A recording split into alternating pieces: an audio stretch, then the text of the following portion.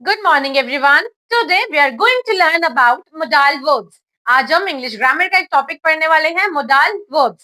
Modal verbs होती क्या है? Modal verbs जैसे हम helping verbs अपने सेंटेंस में यूज करते हैं, ऐसे हम modal verbs का यूज करते हैं. कब करते हैं?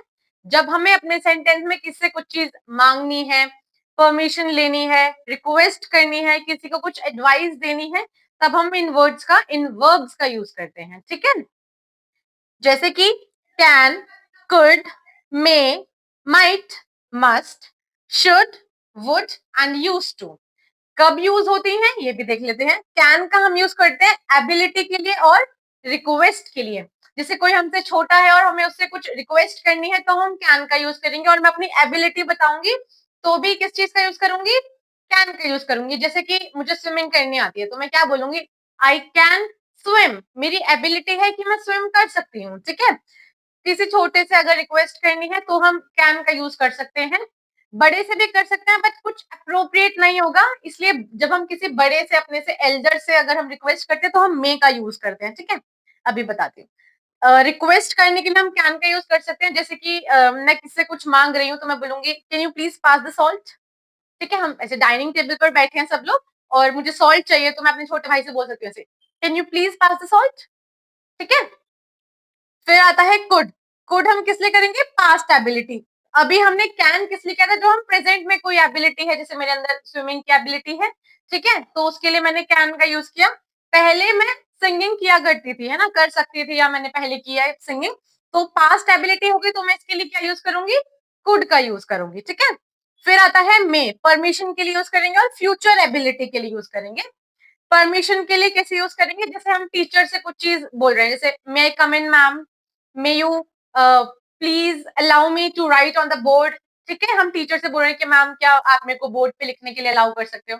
मतलब अपने किसी एल्डर से कुछ भी चीज की आप रिक्वेस्ट कर रहे हो, कोई परमिशन मांग रहे हो, तो आप मे का यूज कर सकते हो. ठीक है, माइट का, अच्छा, फ्यूचर पॉसिबिलिटी कह ली कैसे?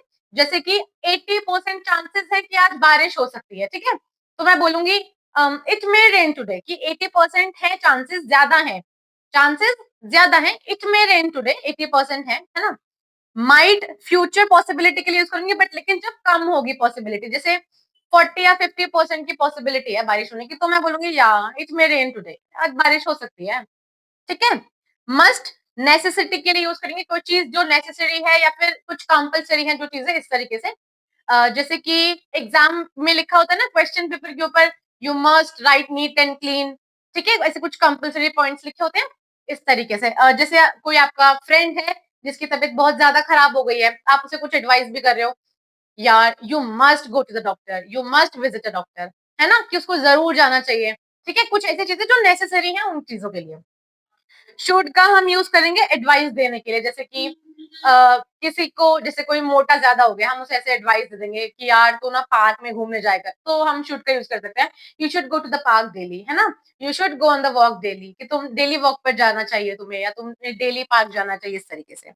वुड का यूज हम करेंगे रिक्वेस्ट या फिर ऑफर के लिए. जैसे मैं कोई भी चीज ऑफर कर रही हूँ, मैं आपसे पूछ लेती हूँ what would you like to have, a coffee और टी. है ना, मैं आपको ऑफर कर रही हूँ इस चीज के लिए. What would you like to have, a coffee और tea? By the way I prefer tea. ठीक है, यूज टू.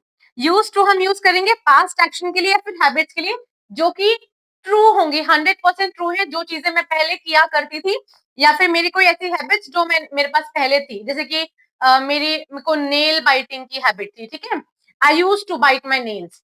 ठीक है, मैं नेल्स ऐसे बाइट करने की मेरी हैबिट थी. आई यूज टू, जो चीजें मैं पहले किया करती थी, या पास्ट कोई ऐसा एक्शन जो, बट लेकिन ऐसा एक्शन होना चाहिए जो कि ट्रू हो, 100% ट्रू, जो आप पहले किया करते थे. यानी श्योरिटी होनी चाहिए जब आप यूज टू का यूज कर रहे हैं सेंटेंस में. Hope you understand that. Thank you.